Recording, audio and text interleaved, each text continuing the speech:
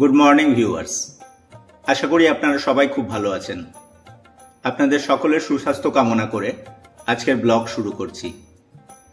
Viewers, আজকে আমি আপনাদেরকে নিয়ে যাব হুগলি জেলার একটা ছোট গ্রাম দশঘরা। হুগলি জেলার তারকেশ্বর থেকে প্রায় 12 কিলোমিটার দূরে এবং ধনিয়াখালী থেকে 8 কিলোমিটার দূরে অবস্থিত এই দশঘরা।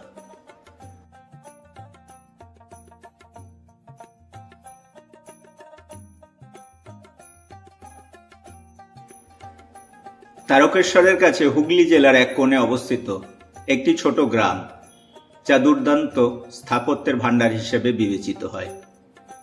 এটি এমন একটি জায়গা যেখানে ইউরোপীয় শৈলীর অট্টালিকাগুলি পোড়ামাটির মন্দিরগুলোর সাথে সহাবস্থান করে।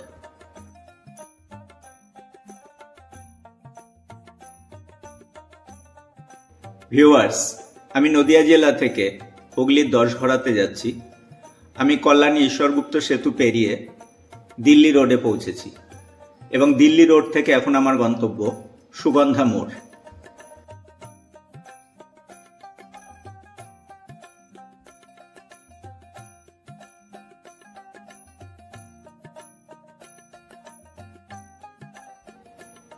দিল্লি রোডের উপর অবস্থিত সুগন্ধা মোড় থেকে ডান দিকে যে রাস্তাটা যাচ্ছে, অর্থাৎ চুচুড়া ধনিয়াখালী রোড, সেই রোড ধরে আমি দশঘরার উদ্দেশ্যে যাচ্ছি।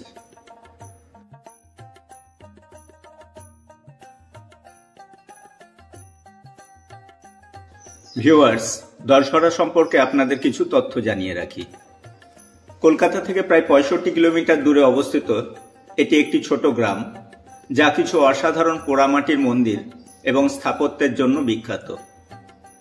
তারকেশ্বরের প্রায় 12 কিলোমিটার উত্তরে অবস্থিত, যা মন্দিরের শহর হিসেবে পরিচিত।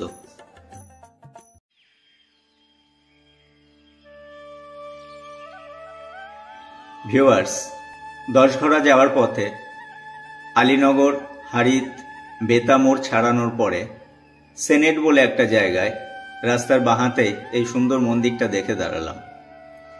এই মন্দিরটার ভিতরের পরিবেশ এবং মন্দিরটার অসাধারণ কারুকাজ আপনাদেরকে দেখাচ্ছি।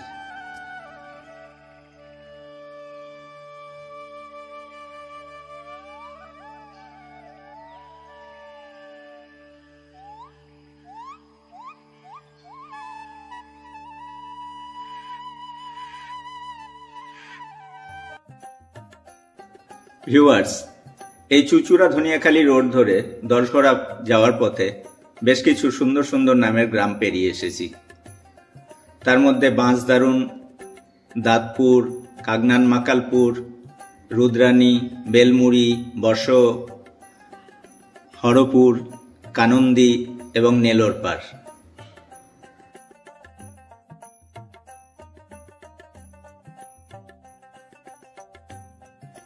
ভিউয়ার্স, এখন আমি দশঘরার শ্রীকৃষ্ণপুরে।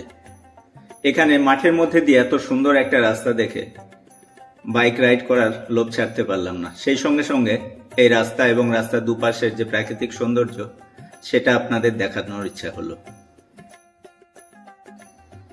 কলকাতা থেকে প্রায় 65 কিলোমিটার দূরে অবস্থিত দশঘরা একটি ছোট গ্রাম, যা কিছু অসাধারণ পোড়ামাটির মন্দির এবং স্থাপত্যের জন্য বিখ্যাত। তারকেশ্বরের প্রায় 12 কিলোমিটার উত্তরে অবস্থিত, যা মন্দিরের শহর হিসেবে পরিচিত, দশঘরার একটা বর্ণাঢ্য অতীত রয়েছে, যা 800 বছর আগে ফিরে যায়। ঐতিহাসিক সুধীর কুমার মিত্র তার হুগলি জেলার ইতিহাস ও বঙ্গ সমাজ গ্রন্থে উল্লেখ করেছেন, প্রায় 750 বছর আগে বড়দুয়ারি রাজার শাসনকালে এখানে ব্যবসা বাণিজ্যের বিকাশ ঘটে।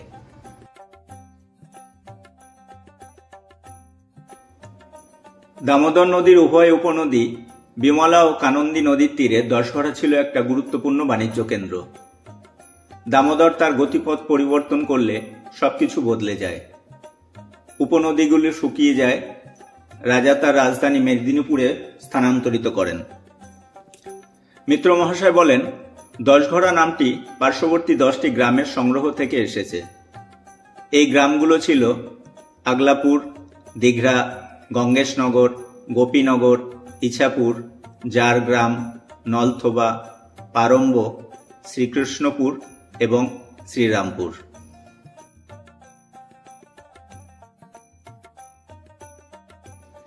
স্থানীয় জমিদার ও বণিকদের দ্বারা গড়ে ওঠা 18 শতকের প্রথম দিকে দশঘরা আবার একটা বিশিষ্ট জনপদে পরিণত হয়। বড়দুয়ারি রাজের উত্তরসূরি রামনারায়ণ পাল চৌধুরী জগমোহন দেব বিশ্বাসকে দশঘরায় বসতি স্থাপনের জন্য জোর দিলে জায়গাটি সমৃদ্ধ হয়।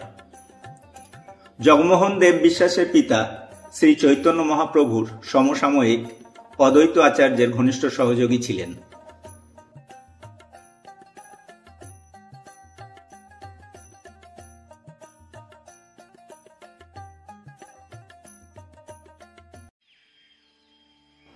ভিউয়ার্স, এখন আমি উপস্থিত হয়েছি দশঘরার বিখ্যাত বিশ্বাসদের জমিদার বাড়ির সামনে।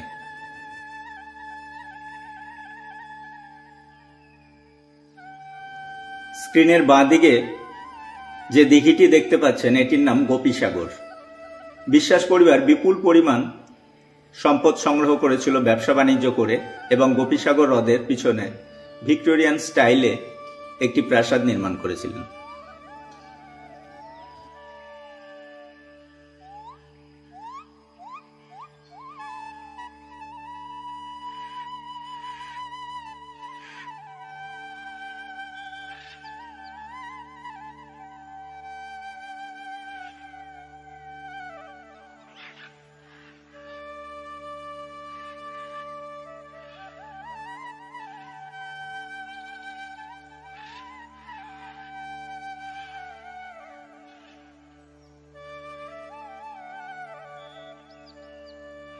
ভিউয়ার্স, এখন যে প্রাসাদ সম ভবনটি দেখতে পাচ্ছেন এটি বিশ্বাস পরিবারের কাছারি বাড়ি বা প্রশাসনিক ভবন।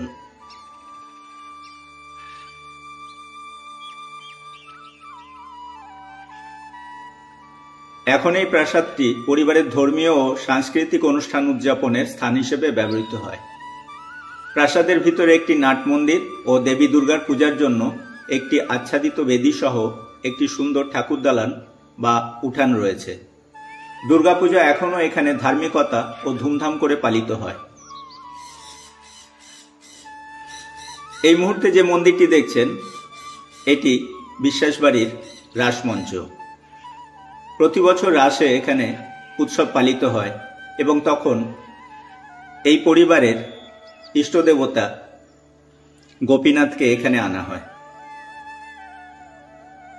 উঁচু ভিত্তি বেদির উপরে লাল রঙের যে মন্দিরটি দেখলেন সেটি দোলমঞ্চ।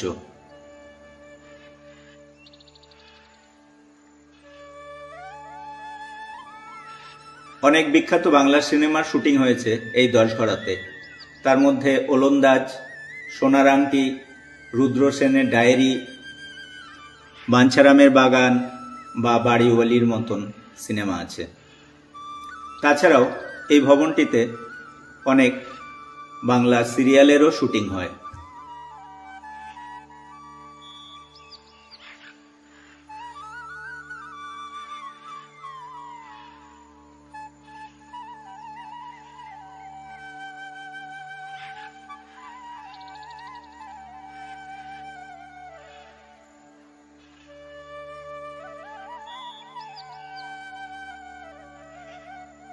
বন্ধুরা, ওই দূরে যে মন্দিরটি দেখতে পাচ্ছেন সেটি এই পরিবারেরই শিব মন্দির।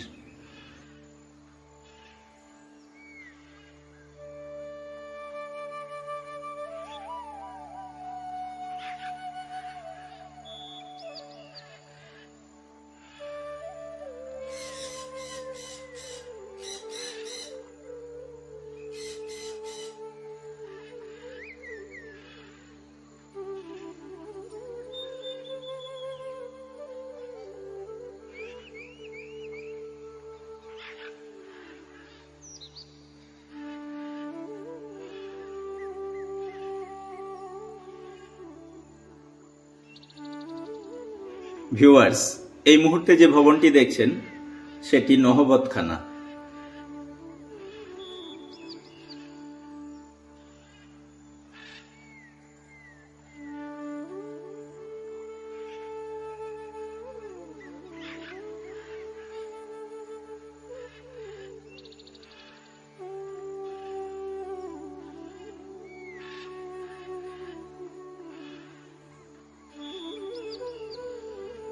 নহবতখানার পাশেই রয়েছে বৈঠকখানা।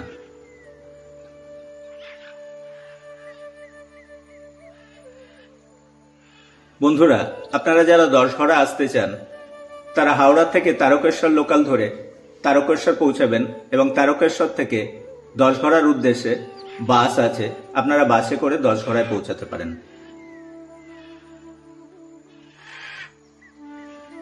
যারা নদিয়া জেলার রানাঘাট, কল্যাণী বা মদনপুর এসব অঞ্চল থেকে আসতে চান বা ব্যান্ডেল থেকে আসতে চান, তারা দিল্লি রোডের সুগন্ধা মোড় থেকে ডান দিকে যে রাস্তাটা চুচুড়া ধনেখালি রোড, সেই রোড ধরে আপনারা দশঘরা পৌঁছাতে পারেন।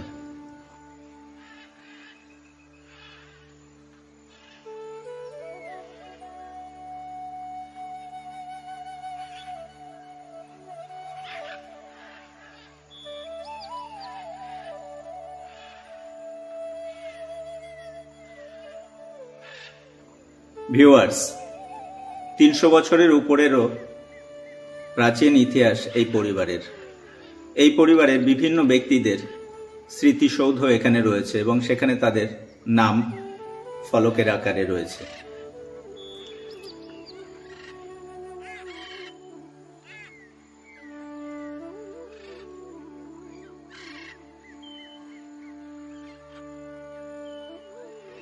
ভিউয়ার্স, আমি এভাবেই পশ্চিমবঙ্গের বিভিন্ন অঞ্চলে ঘুরে বেড়াই এবং সেই অঞ্চলের প্রাকৃতিক সৌন্দর্য, ঐতিহ্যবাহী ভবন, প্রাচীন মন্দির, মসজিদ, গির্জা এগুলো আপনাদেরকে দেখানোর চেষ্টা করি।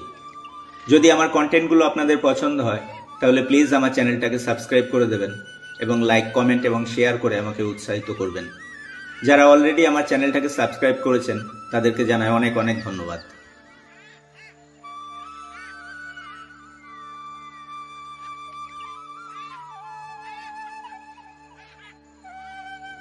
বন্ধুরা, এখন যে পুরাতন ভবনগুলি দেখছেন এগুলোতে বিশ্বাস পরিবারের বর্তমান প্রজন্মের অনেক পরিবার এখানে বসবাস করেন।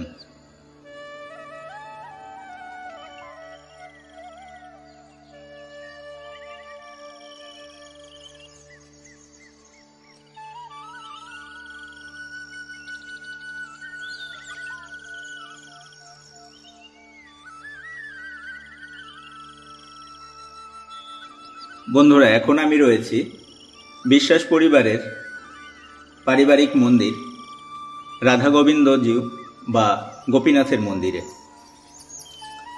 1729 খ্রিস্টাব্দে এই পরিবারেরই সদানন্দ বিশ্বাস এই মন্দিরটি নির্মাণ করেছিলেন।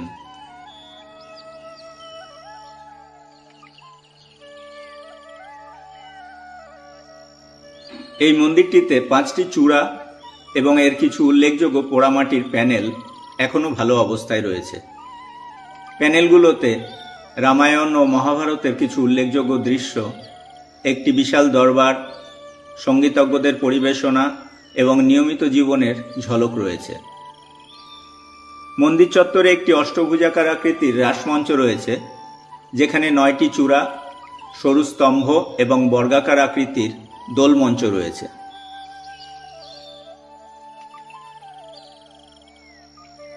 ভিউয়ার্স, আজকের মতন ব্লগটা এখানেই শেষ করছি। নেক্সট ব্লগে আপনাদেরকে দেখাবো দশঘরারই আরেকটি বিখ্যাত জমিদার বাড়ি, রায়বাড়ি এবং আরও বিখ্যাত কিছু জায়গা। ততক্ষণের জন্য আমাকে অনুমতি দিন। ধন্যবাদ বন্ধুরা, নমস্কার।